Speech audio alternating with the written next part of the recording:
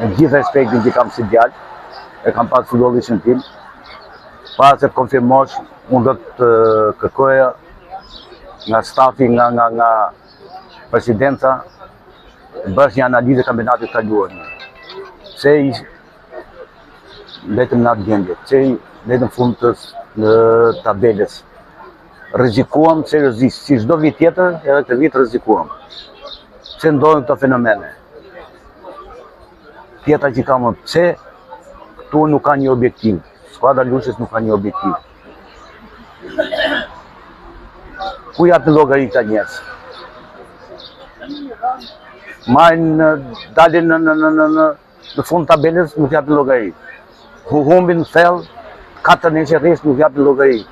Nëse nuk do funksionojë kjo punë, të japin llogari sa herë duhet, e të marrin përgjegjësitë e tyre, ne në këtë gjendje do jemi. Nuk e turba kemi notuar, aty do notojmë prapë. Unë nuk shoh ndaj optimizëm.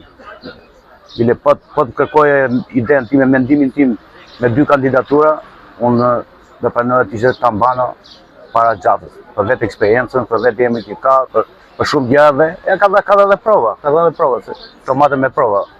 E futi Lushë kategorisë superiore, momentin që e mori. Ju si specialist futbolli, si shikoni ekipin sot të Lushnjës? Në këto momente që flasëm, ekipi është akoma i pakontrolluar komplet. Ka nevojë për ardhje, për afrime, vetëm duhet të kenë afrime cilësore. Nuk është e nevojshme me 7 lojtarë, 6 lojtarë.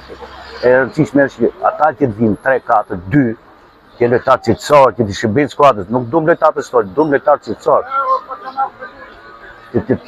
Të mbajnë peshë në skuadrës, të bëjnë diferencën, po që për se do të majmë lojtarë të kësaj natyre që kemi marrë deri tani, atëherë më mirë me të rinë tanë.